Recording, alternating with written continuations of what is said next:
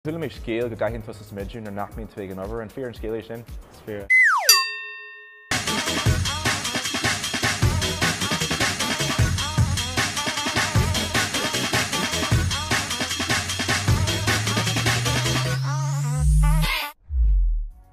Irial Ó Ceallaigh sé mar tatú. Má Mícheál. Just tú eáil.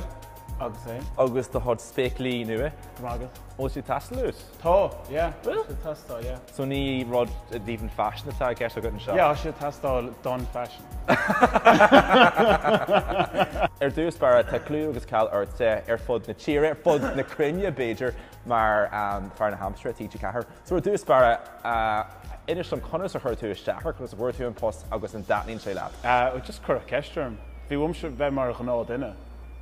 Gná duine? Ná duine, yeah. Just ní na lunatic seo tí car. So hána sé más an feargad itse?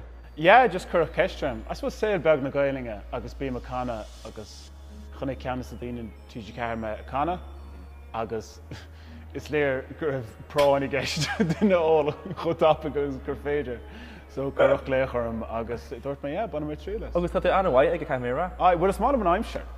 Is mála an taobh heicnóíochta taobhféir agus an ólíocht taobhféir den metróíocht se an simú. Agus ag lúirtear sin mar sin dé agus ag lúirtear an amsir a gcusaí ratha agus an átá nniuhann, I suppose an rud is mó hasanach domsa agus an rud a cléisiom san tamar fadan agus an athrú aeráide tá ag tarlú nó nach bhfuil céir é do bhharil sa fao sin. Is léir go bhfuil rudí tosnis, seán chiaadú beidir de mar go raitha caiintla na seanna metróí sin chiaadú riamh go bhfuil rudaí athra an méid sin. Agus is dócha an spéirling an bhíonn chaite an hurricane sin a tháinig sin an príomhród a heispáin an go bhfuil rudaí go hiidir go thomláin is athra.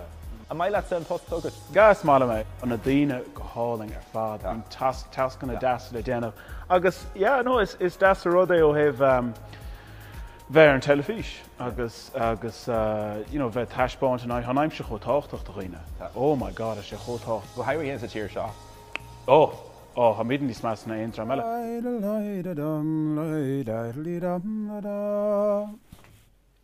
Sim mhór agad sé a gcusaí fashion na bhfuil? Well, like, find tú gléach ó de hena bháthair. Yeah. Literally rá nach bhfuil si an caint leat, má leanana tú ráig le na héadaí bhíar tribh seo agus de bhór. So caithe tú, yeah.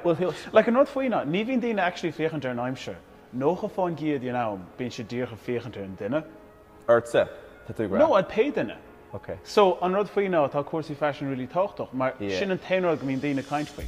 Like a chuirn tú gléach mhara agus bíonn de óchanig maithú, cad éon rud sin a bhíart an nó cén start get up a bhíart. Yeah. And like, well, cad a cheatú faoin aimseir, you know?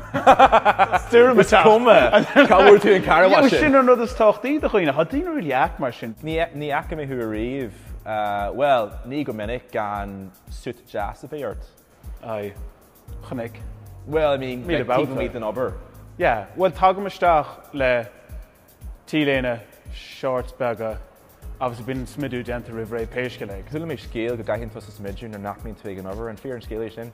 Fear. Yeah, tháinig mé sin. Agus, you know what? Well, just ócádaí móra, you know? So nuair nach mín tú gobar tá tú gra as cuair scalan go gaiithinn tusa smidú. Smuoinnig ar seo, right, maná dénis siad é, agus ní léon áib. Fair, like, dénis siad gachar eile, caitheann lads, like, na hórnta chléig, déanamh chud gróige, bhíon an éasóg ortha, bíon, you should feel like being fake tan around go. Being? That's sin You've got the curves. You must support to get attacking to gotcha. So in our edition, just begoning bronzer because how much Anna Vaughan and Mona I'm and Korean just whole born. Oh, okay. Just such a good ass begoning Glover. Also, good shot. My who here to shinner out as core camera because I take 1 yard lads on me. Yeah, well, I should editing universe. No, but you should definitely into final cuts. Care that have fag, care they in bring nudge. Care that has a toki, Honya, Irial Ó Ceallaigh. Port Lorga, crave na hair in the open. The Harris area. That's right, come on. I just say, nuggets.